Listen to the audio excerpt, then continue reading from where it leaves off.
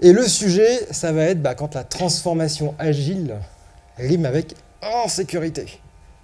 Oh, l'insécurité. Bon, ah, je reviendrai après sur qui je suis. On va d'abord remercier les sponsors, mais également l'équipe qui organise depuis plusieurs années maintenant cet Agile Tour Marseille. C'est toujours un très grand plaisir de venir. Alors moi, je suis super content, cette année, il n'y a pas de neige. Parce que les années précédentes, il y en avait. Pas toutes les années quand même. Et non, pas toutes les années, mais pour un ancien Parisien qui était venu chercher le soleil, je peux dire qu'à chaque fois que je suis arrivé dans le froid, c'était difficile pour moi. Donc merci à eux pour vraiment cette organisation, le buffet qui est toujours top le midi, votre présence aussi. C'est grâce à vous aussi qu'on a des Agile Tours, parce qu'on a un public qui vient et qui est toujours en quête d'avoir de nouveaux sujets, des nouvelles inspirations. Donc merci à vous d'être là. Qui suis-je ? Ça, c'est moi quand mon coiffeur m'avait fait une coupe qui était convenable, ce qui n'est pas arrivé hier soir. Ne jamais aller chez le coiffeur la veille d'un événement. Je viens de l'expérimenter. Donc, je m'appelle Nicolas Verdeau. Tous mes slides apparemment ne rentrent pas dans l'écran. Ce n'est pas très grave, on va faire avec. Je suis coach professionnel, coach agile, formateur, facilitateur graphique. Ça en fait des casquettes. Bref, j'ai plein de compétences pour pouvoir accompagner des clients sur plein de sujets et sur plein de projets. Il y en a qui m'ont peut-être découvert sur les années précédentes où j'avais un t-shirt Good. Je suis toujours chez Good, mais j'ai aussi une autre casquette maintenant parce que je me suis lancé dans l'entrepreneuriat. Ce côté un petit peu créatif et j'avais vraiment envie d'aller parcourir cet environnement, ce besoin de créer. Et du coup, j'ai créé les décoincés du crayon.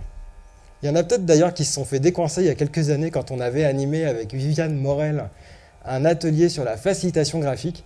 Et c'est tout ce qu'on retrouve du coup sur cette marque-là. Plein de sujets autour de comment vous pouvez exploiter le pouvoir du visuel pour donner à voir dans vos équipes, dans vos interactions, en groupe, dans l'entreprise agile, mais aussi dans votre propre développement personnel. Donc je donne des formations. Je suis le petit papa aussi des cahiers d'exercice du décoincé du crayon. Il y a eu une question d'ailleurs qui a émergé ce matin.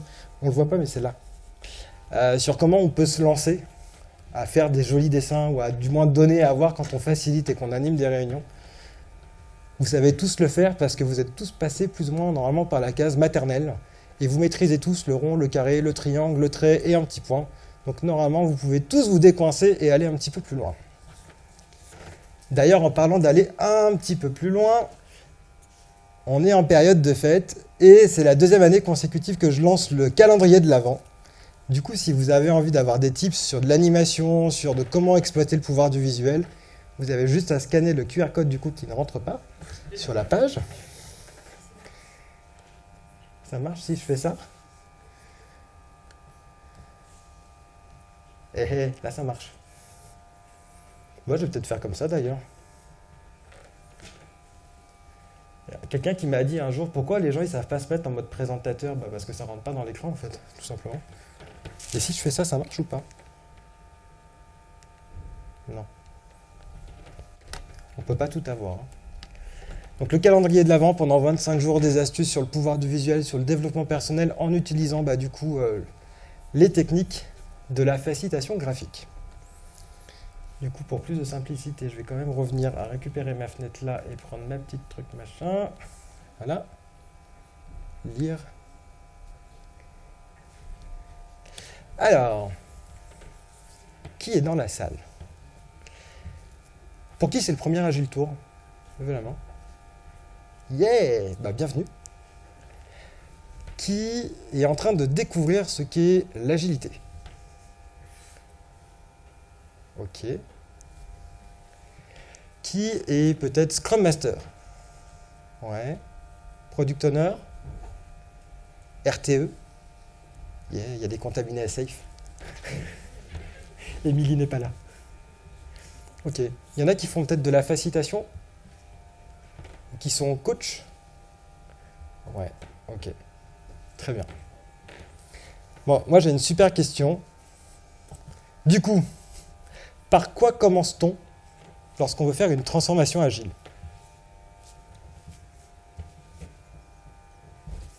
Dites-moi tout.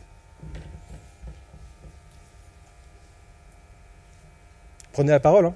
Expliquer ce que c'est que l'agilité et qu'est-ce que ça peut apporter. Donc, on explique c'est quoi l'agilité, qu'est-ce que ça peut apporter, qu'est-ce qu'on fait d'autre. On commence par faire quoi d'autre? Cherche un sponsor. On cherche un sponsor. Ok. Pourquoi on devrait faire de l'agilité? Donc, on répond à la question de pourquoi on devrait faire de l'agilité. Et ensuite, on fait quoi? On se lance. Et du coup, quand on se lance, on fait quoi concrètement? On se trompe? Ouais. On identifie les coins à changer. J'entends pas. Les points. Ouais. On définit des rôles. Ok. Des objectifs. Donc on définit des rôles, des objectifs. On répond à des questions. On fait quoi d'autre?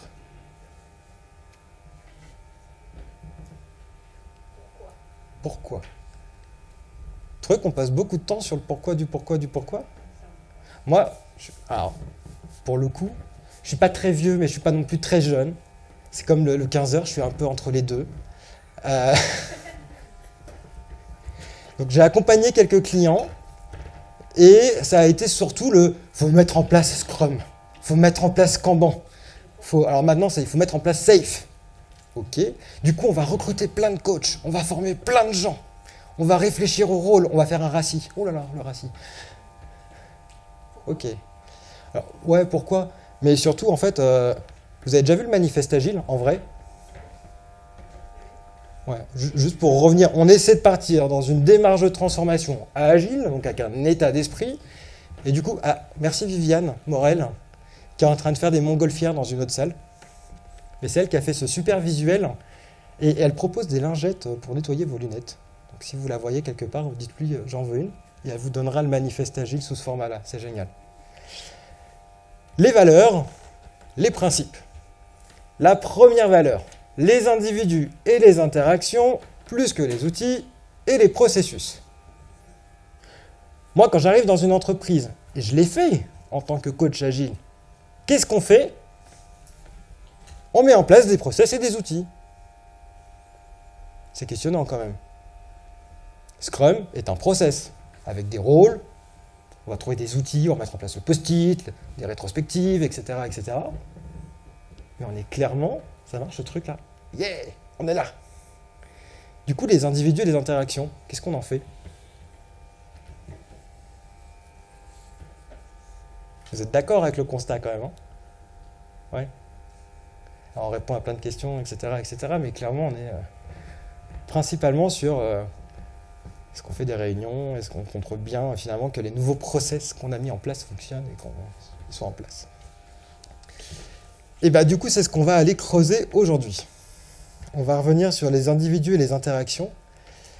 Et on va même se recentrer sur moi en tant qu'individu et les interactions que j'ai avec déjà moi-même. Parce qu'avant de s'occuper des interactions que je peux avoir avec quelqu'un d'autre, si je m'occupais déjà de moi. Ok?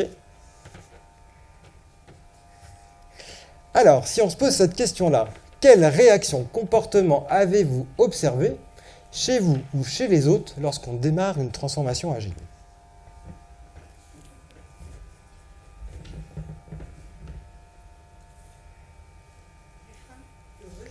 Le rejet. Et il s'exprime comment, ce rejet? Qu'est-ce que les gens font pour rejeter? Ils font pas. Ils posent des congés. Ils grognent. Oui, ça veut dire oh non, ça sert à rien. Quoi d'autre? Quels sont les autres comportements que vous avez observés ou que vous avez vous-même fait? Quand à la fuite, de façon générale, quand ils partent en formation, ils ont des congés, mais ils viennent pas aux échanges, ils partent en formation. Ils viennent pas aux échanges, ils viennent pas aux formations, ils arrivent en retard au daily stand-up, ils sont débordés, ils fuient la rétro, ils font semblant, ils sont là mais bon. Après, on parle que des côtés négatifs, mais il n'y a pas que des gens négatifs. Il n'y a pas que des gens négatifs. Mais c'est bizarre comme le côté négatif est tout de suite arrivé. Hein. Il y a des gens qui sont quand même très retirés par l'agilité et qui sont des moteurs. Oui. Il faut aussi Donc on a des personnes qui sont dans l'énergie, qui y vont, qui disent faut y aller, c'est trop bien. Ok. Est-ce qu'il y a d'autres comportements que vous avez observés? Les suiveurs. Des suiveurs. On voit bien où on va les voir. Ok. Je sais plus quel est mon prochain slide. Ah oui. Ouais. C'est la clé. Il y a un peu plus d'un an, une petite bactérie est venue nous enquiquiner. Je sais pas vous, moi je me suis fait sortir de mission. Je me suis retrouvé... voilà. En vrai, j'étais bloqué à l'île Maurice. J'ai d'abord cherché un billet d'avion pour pouvoir rentrer en métropole, parce que j'étais en vacances. J'ai expérimenté le rapatriement. Bon, alors, c'est pas comme dans les films, hein. C'est pas l'armée avec des gens super sexy, militaires, machin. Non, en fait, c'est Air France qui vous jette des cacahuètes pour pouvoir rentrer. Et voilà. C'est pas vraiment comme dans un film américain. Et d'un coup, j'ai vu 4 années de travail chez un client en 2 semaines s'évaporer. Plus de délit, plus de rétro, du management and control. Et là, bizarrement, pour ceux qui ont suivi tout à l'heure la conférence d'Emilie, bah, c'est vrai que finalement les régimes ça ne marche pas dans la durée. Les pratiques étaient en place, l'équipe faisait du agile, mais bizarrement un petit truc a fait que du jour au lendemain on a tout oublié et on est repassé en mode crise à vouloir tout contrôler, tout valider, dire de toute façon c'est pas comme ça qu'il faut faire. Et le naturel, on va dire ça comme ça, est revenu au galop. Et là, le sujet, en fait, c'est ok, le client, bon. Mais moi, dans tout ça, en fait, je sers à quoi? Ça fait un peu plus de 8 ans que je suis coach agile. Et je me rends compte que même en contactant mes anciens clients, c'est la même chose. À quoi, moi, je sers dans cet écosystème où je me rends compte qu'au final, je ne sers à rien. Je peux vous laisser imaginer l'émotion du coup qui est montée à ce moment-là, la remise en question, cette sensation aussi très difficile pour quelqu'un qui vit en prenant plaisir à ce que les autres puissent évoluer, tester des choses, à vraiment être là et se dire « je sers à rien ». Ça a été vraiment très dur pour moi. Néanmoins, ça m'a permis d'explorer des sensations. Parce que certes, je me suis posé des questions, mais j'ai surtout ressenti que dans mon corps, je n'allais pas bien. Mal au ventre, mal aux épaules, envie de vomir. Quelque chose qui me paraissait du coup assez nouveau. Parce qu'à la base, j'ai l'air quelqu'un de joyeux, dynamique, etc., mais qui est complètement coupé de ses émotions. Monter sur scène pour parler devant des gens, ouais, ok. Sauter en parachute, ouais, ok. Mais là, bizarrement, en fait, mon corps commence à me donner des messages que je n'avais jamais découverts jusque-là. Et de fil en aiguille, j'en parle à une amie qui me dit « Mais t'as déjà exploré ton air vague ?» Je fais quoi? Ton air vague. Je dis « De quoi tu me parles ?» Alors, elle est coach, son mari est coach aussi, et ça fait quelques années, 3 ou 4, peut-être plutôt 4, qu'ils se sont formés en fait aux États-Unis par un confrère du docteur Stephen Porges, qui est le petit papa en fait de la théorie polyvagale. Et c'est ce qu'on va explorer aujourd'hui. Donc d'après les travaux de Stephen Porges, Ludovic Leroux et Aurore Leroux. Rentrons dans le vif du sujet. Lorsqu'on est, on est avec... Ça marche plus ce truc? Si, là. Lorsqu'on est, on va naître avec un système qui nous permet en fait d'être en sécurité. On se sent en sécurité lorsqu'on est dans le ventre de notre mère. On est bien, on est relax. On a 9 mois à attendre avant de naître. Tout se passe bien. Et bizarrement, lorsqu'on va naître, lorsqu'on va être confronté au monde, On va au fur et à mesure être confronté à oser passer à l'action et la méfiance, la peur et le danger qui est autour de nous. Est-ce que demain, vous seriez prêt à quitter votre job comme ça?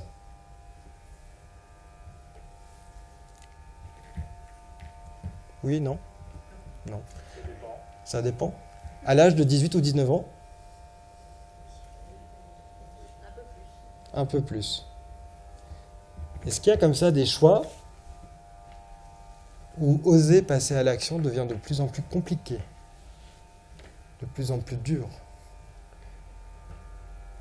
Ça vous parle, ça? En vieillissant. Alors, il y a des cas comme ça où quand on est enfant, on a la même chose. Un enfant, il y en a certains, oser parler en public, monter sur scène, il y en a qui ne pourraient pas le faire. La menace, la méfiance, le jugement. Des croyances pourtant. Peut-être que les parents, je sais pas, ils sont présentateurs télé ou quoi que ce soit, ils n'ont aucun problème avec ça, mais cet enfant, on ne sait pas d'où ça vient, il est méfiant. Ok. D'après vous, notre corps, son objectif c'est quoi? C'est de survivre ou c'est d'être heureux? Et pourtant, nous, on recherche le bonheur. À aucun moment, vous dites, je vais faire ça parce que c'est bon pour ma survie. Non, moi, ce que je veux, c'est pouvoir m'éclater, passer un bon moment et pas grossir et être heureux, quoi. Mais notre corps, lui, il est toujours et en permanence en mode survie. Vous vous levez le matin, vous êtes en mode survie. Vous partez travailler, vous êtes en mode survie. Vous êtes dans une réunion, vous êtes en mode survie.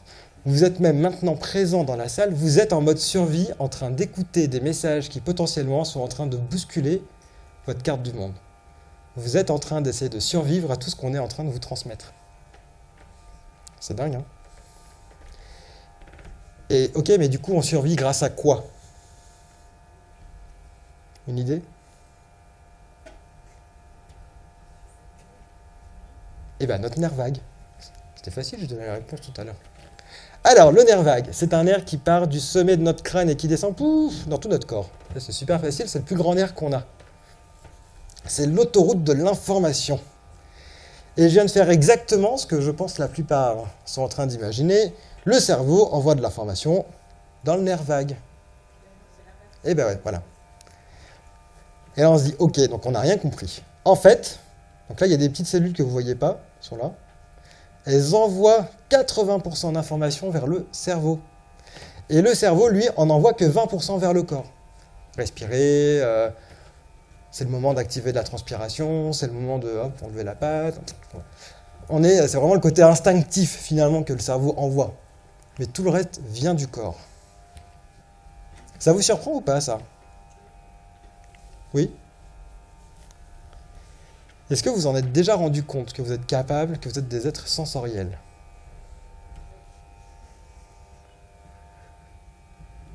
Ouais. Du coup, ce qu'on voit ici, en fait, c'est que le cerveau, finalement, c'est qu'un chef d'orchestre. Mais c'est pas lui qui va créer la mélodie. C'est vraiment le corps qui va chercher à capter ce qu'il y a dans l'environnement pour savoir s'il est dans un état de sécurité, de menace ou de danger. Alors, je vais faire une petite démo. Si tu veux bien te rapprocher, on ne se connaît pas. C'est bien toi. Je vais aller chercher mon masque parce que ce sera plus prudent. On parle de sécurité.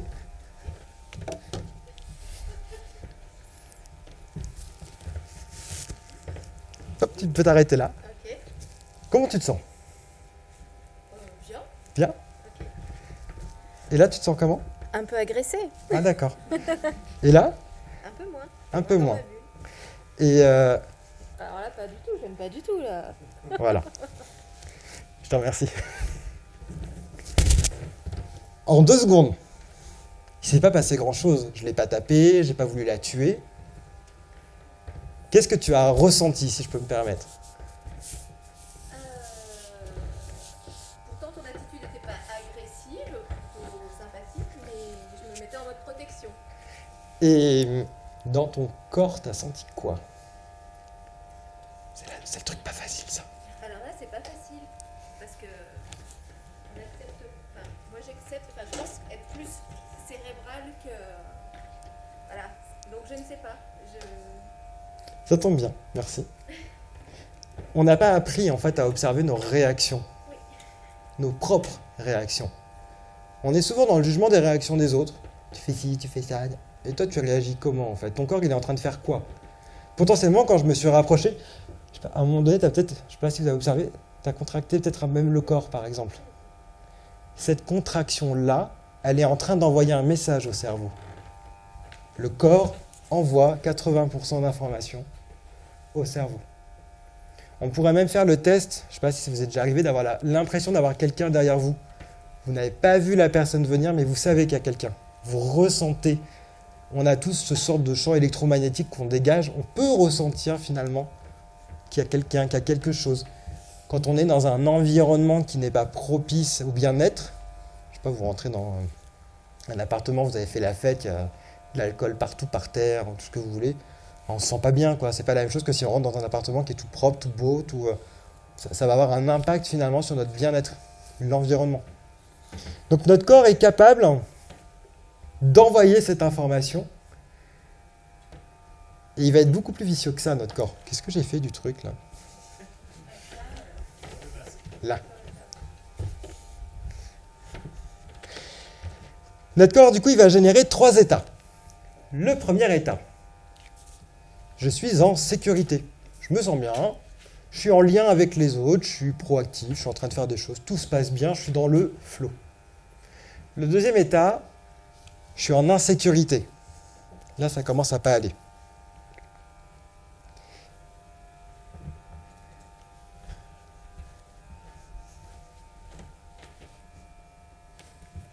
Ça fait bizarre parce qu'il manque un bout.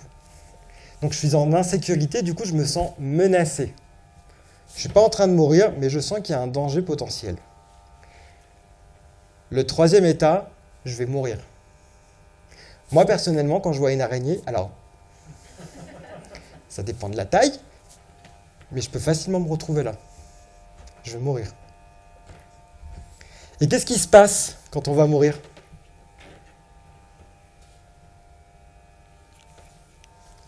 Ça vous est jamais arrivé d'avoir une grosse araignée devant vous? Moi, je peux plus bouger. C'est-à-dire que je suis comme ça. Je la regarde. Je vais mourir. Non, mais sors de la caisse. Je peux pas. Il n'y a pas quelqu'un qui peut la tuer. Moi, je peux pas. Voilà. Et bien, on va retrouver ce même type de comportement, en fait. Bizarrement, il y a des personnes qui peuvent se retrouver dans des situations où elles ont l'impression d'être en danger vital. Et la réaction qu'on va avoir derrière, ça va être de l'inhibition, de l'isolement et surtout de l'inactivité. Combien de fois ça vous est arrivé de vous dire « Tiens, ça serait bien que je fasse ce truc-là » et en fait, vous passez votre journée sur Netflix. En train de faire le mort. Et de vous dire « De toute façon, les autres font mieux que moi, alors... Quoi bon ? Non, de toute façon, je suis nul. Ça sert à rien. Enfin... Non. Non, le mieux c'est que je fasse rien. On verra demain. Ok. Donc on est sur ce qu'on va appeler cet état où on va activer le vagal dorsal. Ah oui, ce que je vous ai parlé du nerf polyvagal, la théorie polyvagale. On va décomposer en fait le nerf qu'on a. Et on se rend compte qu'il se sépare en 3 branches. Le nerf dorsal, c'est un petit peu la gazelle qui voit le lion arriver. Je ne sais pas si vous avez déjà vu les reportages sur Arte. Que fait la gazelle ? Elle se met sur le dos, elle fait la morte. Comme le lion, il aime bien manger de la viande vivante, il ne la touche pas. Et une fois qu'il est parti, hop, elle s'en va, tranquille, et elle a déjà oublié qu'elle allait se faire bouffer. Ça, les animaux, ils ont ce pouvoir d'oublier. Nous, généralement, on va ruminer. On va revenir sur la situation. Ensuite, on va avoir l'état sympathique. C'est le personnage à 2 têtes. Je suis face à une menace, j'ai 2 options. Soit je la combats, soit je fuis. Dans la réunion, je vais taper du poing sur la table pour défendre mon opinion, pour dire non, de toute façon l'agilité c'est de la merde, le cycle en V ça marchait beaucoup mieux, la rétrospective on fait jamais rien, puis je vais râler, puis je vais râler, puis je vais râler. Je vais vraiment être sur mon... Je vais chercher toutes les excuses possibles finalement pour pouvoir râler et combattre cette situation. Ou alors... je vais en formation et je pose plein de congés. Je fuis. la situation. J'ai une méfiance par rapport à ce qui est en train de se passer.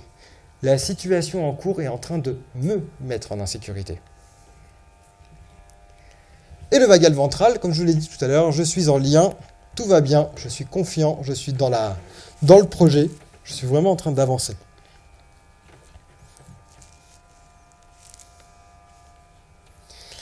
Alors vous allez me dire, ok, donc 3 états, mais so what?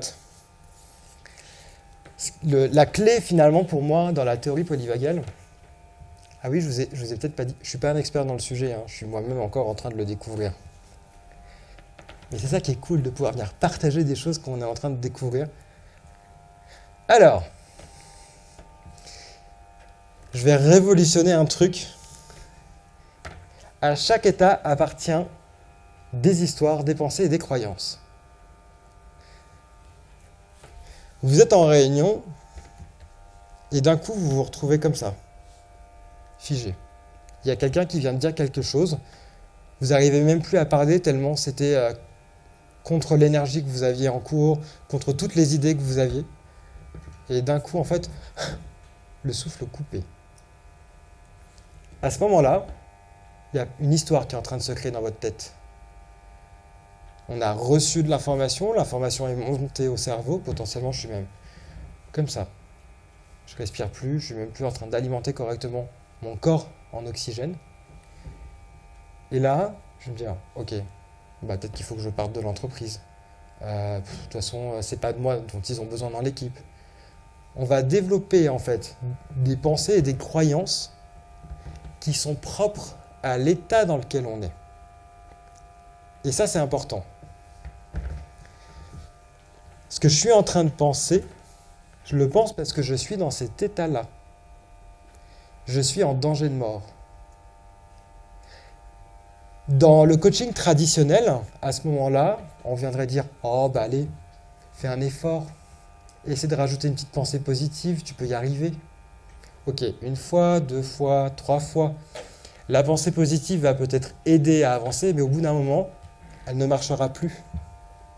Et on fait quoi du coup quand on reste bloqué dans cet état-là? Et surtout la question c'est qu'est-ce qui fait qu'on reste bloqué dans cet état-là? D'après vous, qu'est-ce qui fait qu'on reste bloqué dans cet état-là?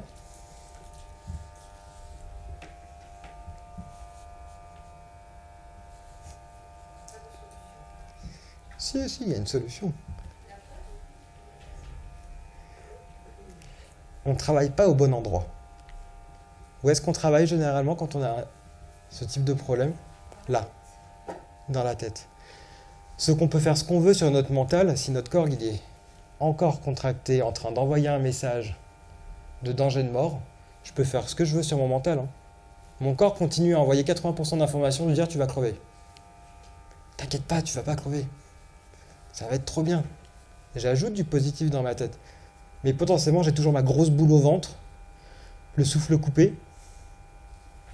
Tant que j'ai ça, je continue à envoyer à mon cerveau le fait que je suis dans une situation de danger. Donc là, l'idée, en fait, ça va être déjà de travailler notre capacité à observer quand on change d'état. J'étais en ventral et bam, d'un coup, je suis passé là. La première chose qu'on doit faire, je reviendrai sur le slide après, le premier, c'est d'être capable d'observer quand je suis plus dans un état finalement ventral où tout va bien. Et d'observer les sensations que l'on a, donc l'interaction qu'on a avec notre corps. Pourquoi? Parce que de je suis nul, je sers à rien, en travaillant du coup sur notre corps, ça peut être de prendre une grande inspiration, de masser une zone qui peut être douloureuse. On reviendra, j'aurai d'autres exemples après tout à l'heure. Ça va aussi nous permettre déjà de relâcher une tension, de repasser dans l'état du dessus. Je vais peut-être chercher à ce moment-là à fuir la situation, je suis peut-être encore un peu contracté, j'ai peut-être besoin de m'oxygéner, de marcher, et de me remettre dans un état où je me sens physiquement bien. Le problème est toujours là, mais je me sens physiquement bien, et ici je vais pouvoir du coup avoir des histoires et des pensées peut-être plus constructives. Enfin peut-être, sûrement plus constructives. Ici je vais aller chercher des ressources. Ok, l'entreprise est en train de prendre une direction stratégique dans laquelle mon job n'existe plus. ils n'ont pas besoin de moi, je sers à rien, de toute façon je suis nul, etc. J'ai enlevé ma tension, je retrouve mon corps dans un état beaucoup plus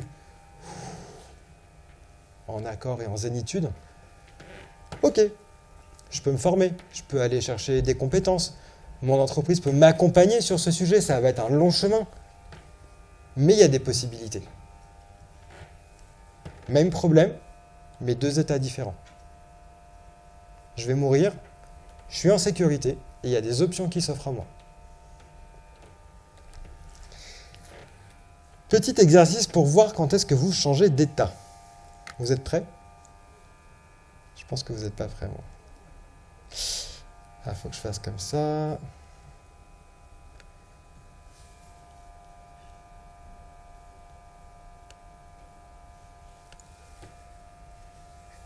Prêtez attention à ce que vous ressentez.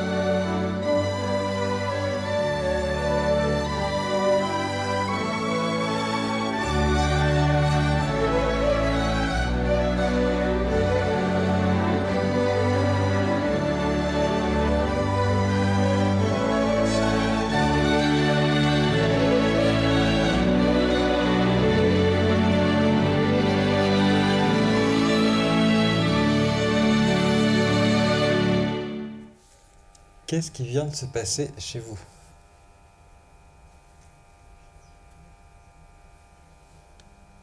Changement d'état. Ah ouais? Alors ça vous a fait passer en quel état? La première musique était très agressive. Elle générait enfin, moi, elle me gênait Ouais. émotionnellement. Et je me suis apaisée quand j'ai eu la deuxième partie. Et est-ce que tu as réussi à voir physiquement ce que ça t'a fait? Ah ouais, j'avais vraiment la boule là.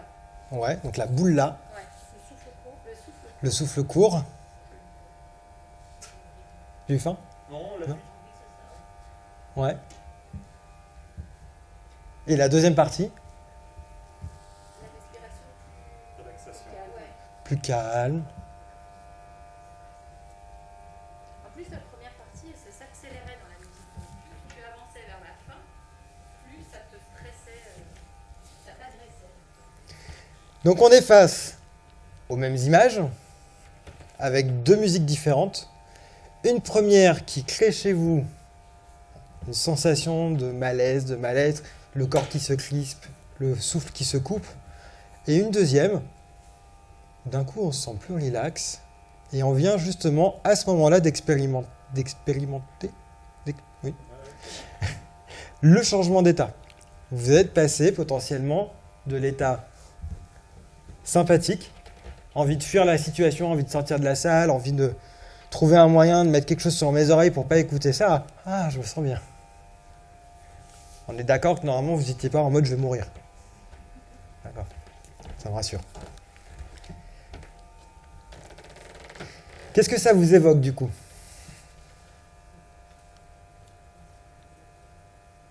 Si on fait un peu le parallèle par rapport au quotidien, l'agilité, le travail. C'est une question de perception. Ça vous parle quand on dit ça? Moi, je compléterais même par dire, quand il se passe quelque chose, ce que je ressens n'est qu'une information. Je suis en train de m'énerver en réunion. Je viens de taper du poing sur la table. Ça vous est déjà arrivé en fin de journée de dire « Qu'est-ce que j'ai été con aujourd'hui? Quel comportement de merde j'ai eu aujourd'hui? J'étais dans quel état ?» Et quel état finalement a pris le dessus sur ce que j'ai aussi envie d'être et sur la façon dont j'ai envie d'avancer. Est-ce que j'étais en état de survie? Ou est-ce que j'étais clairement en lien et ouvert à la discussion, à l'échange? Si on fait le petit exercice d'ailleurs de se dire, tiens, si j'identifie 3 situations que vous n'aimez pas chez vous, prenez un petit moment pour réfléchir à ça. Une situation, quelque chose que vous faites, où vous dites, tiens, là-dessus, un truc qui me chagrine en fait, quand je suis comme ça ou quand je fais ça.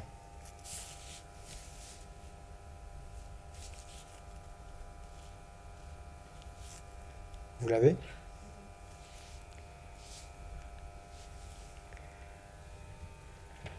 Ça vous met dans quel état quand vous êtes comme ça ? Ou vous êtes dans quel état lorsque vous êtes comme ça ?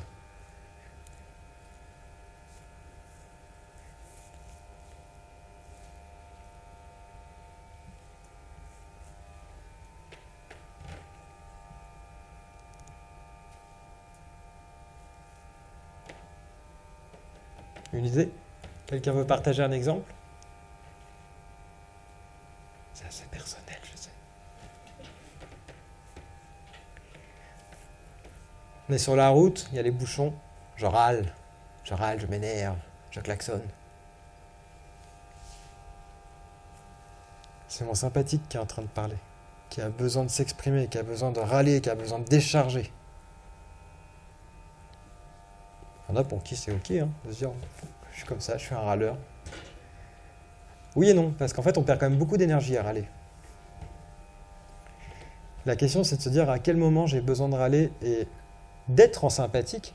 Attention, je ne suis pas en train de dire qu'il ne faut jamais être dans ces deux loulous-là. Mais il faut choisir quand est-ce qu'on a envie d'être dans quoi. Il faut choisir et il va falloir même organiser un petit peu son temps de se dire moi, aujourd'hui, j'ai envie de rien foutre, c'est ok. J'ai envie d'être en sympathique ventrale, en ventrale dorsale. Parce qu'on va pouvoir justement créer des combinaisons.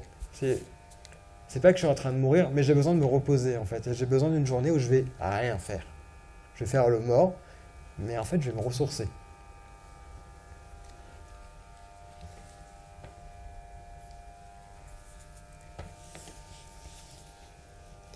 Quel est le lien que vous imaginez là maintenant par rapport au monde du travail ? On a un nerf vague. Tiens oui d'ailleurs, c'est applicable à n'importe qui. On a tous un nerf vague. C'est pas une méthode ou un machin, un truc. En tant que coach, je les ai vus, hein, les MBTI, les cases, la pensée positive, etc. Les différents outils. Alors toi t'es plus comme ci, toi t'es plus comme ça. Ouais, ok. Là, en fait, c'est juste biologiquement parlant, on a tous un nerf vague et on a tous notre corps qui cherche à survivre et qui va nous mettre dans ces différents états. Le seul premier exercice qu'on a à faire, c'est d'observer ce qui se passe chez nous. Et ça, normalement, c'est assez simple, parce qu'on n'a pas besoin d'aller chercher plus de connaissances que de se dire j'ai mal au ventre, j'ai mal à la tête. Est-ce que vous arrivez à voir du coup dans votre quotidien comment ça pourrait vous aider ça ?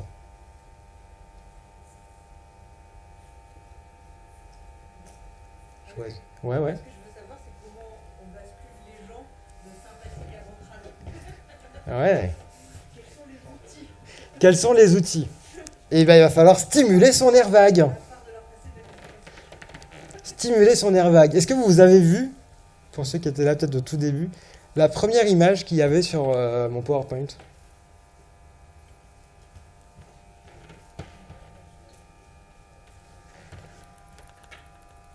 Il me reste combien de temps, Karine ? Moins d'un quart d'heure. Moins d'un quart d'heure ? Ok, 14 minutes. très bien. Qui a déjà fait ça au travail ? Et si je vous disais que ça, si vous mettez vos doigts là en fait et que vous appuyez doucement et que vous faites des petits ronds, vous êtes en train de stimuler votre nerf vague. Vous allez voir qu'on a dans nos habitudes inconscientes, plusieurs fois par jour, on stimule notre nerf vague au moment où on n'en peut plus.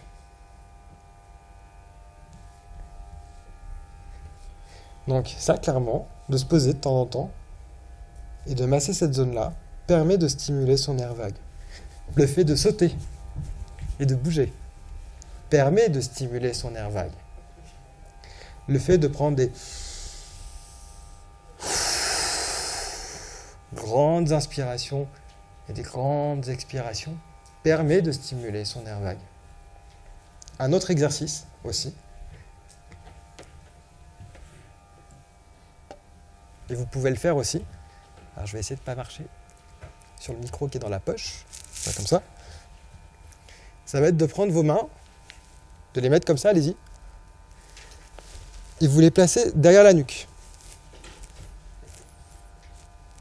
Et là, l'idée, ça va être de non pas bouger la tête, vous inquiétez pas, il n'y a pas de problème de cervical ou autre, mais juste de tourner les yeux vers le coude sur la gauche et d'attendre, de déglutir ou de bâiller et de faire la même chose à droite.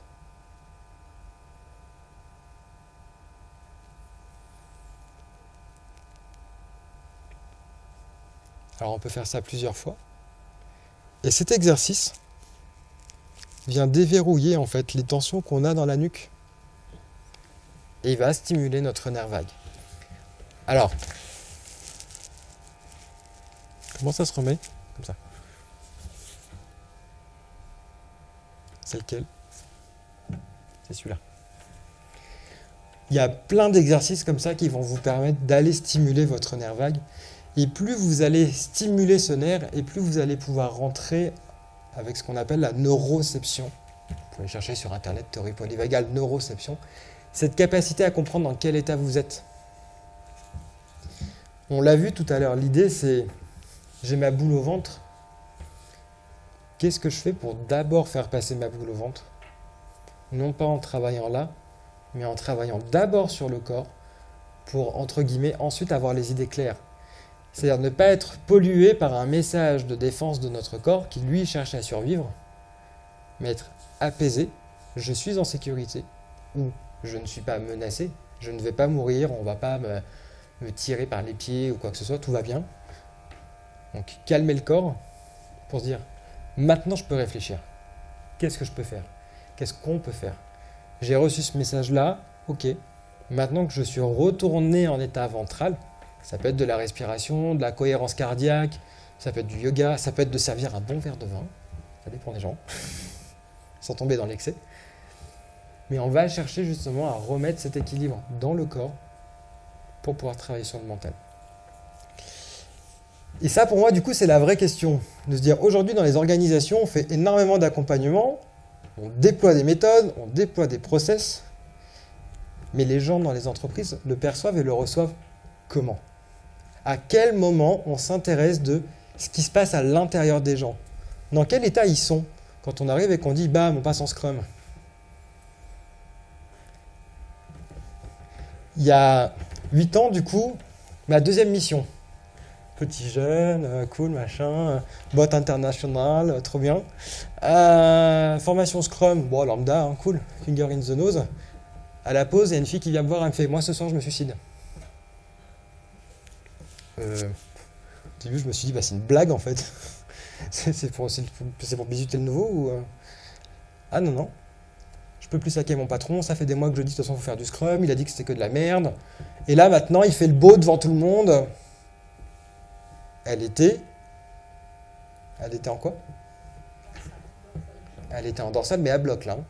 Alors là, on fait « Allô, les RH, je sais pas quoi faire, je suis jeune consultant, qu'est-ce qui se passe ?»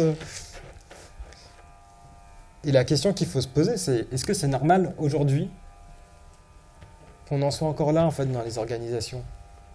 Qu'on en soit encore à déployer de l'agilité, parce qu'il faut déployer de l'agilité, parce qu'il faut faire plus de thunes, parce qu'il faut qu'on soit agile, parce qu'il faut qu'on soit safe, etc. Et qu'on fasse passer l'humain avant tout.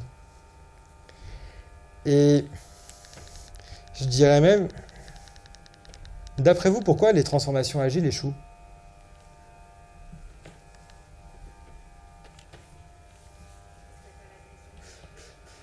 Parce qu'il n'y a pas l'adhésion de tout le monde. Et je dirais même par qui se sent en sécurité finalement dans une entreprise, qu'elle soit agile ou non? Qui se sent bien? Mais pleinement bien, dans la mesure où à n'importe quel moment, je peux être la personne que je veux, je peux dire ce que j'ai à dire, c'est pas mal reçu, on peut avancer, etc. etc. Vous allez me dire, ouais, c'est le monde des bisounours. Mais à quel moment en fait on travaille sur notre développement personnel, sur qui je suis, comment je vis les choses, comment je peux les vivre autrement, comment je peux accepter le point de vue d'autres personnes sans que ça me ronge jusqu'au lendemain matin. Ça vous est déjà arrivé de ne pas dormir à la suite d'une réunion? Moi personnellement ça m'est déjà arrivé. Et je peux vous dire combien c'est désagréable. On rumine, on rumine, on rumine. Ouais, mais je suis dans quel état en fait?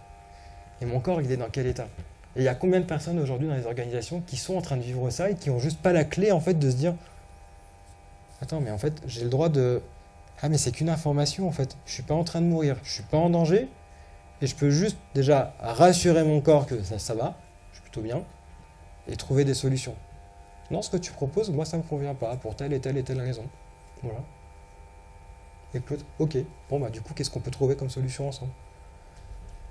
C'est déjà plus constructif que de dire ouais de toute façon c'est de la merde, machin, je viendrai pas, etc. Le schéma qu'on va retrouver quand on est dans un état agressif. Alors, état sympathique, on est en train de fuir une situation, on est en train de la combattre. Donc voilà, source d'inspiration. Je ne maîtrise pas encore tout le sujet, mais je me forme. Je me forme. Il y a une formation qui démarre la semaine prochaine, justement, sur 1 an pour devenir coach professionnel en théorie polyvagale. Et je sens qu'il y a un vrai sujet pour amener ça dans les entreprises apprenantes, dans l'organisation, dans le développement même humain et personnel pour chacun. De se sentir en sécurité en permanence et d'être capable de faire la part des choses entre est-ce que c'est juste une information ou est-ce que c'est vraiment la réalité du terrain. Genre l'avion il est en train de se cracher, il y a de la fumée partout, ouais j'ai le droit d'être en mode dorsal quoi, je vais mourir. Je peux essayer de rassurer mon corps mais ça a l'air assez factuel quoi. Bah merci à vous et à l'année prochaine pour la suite.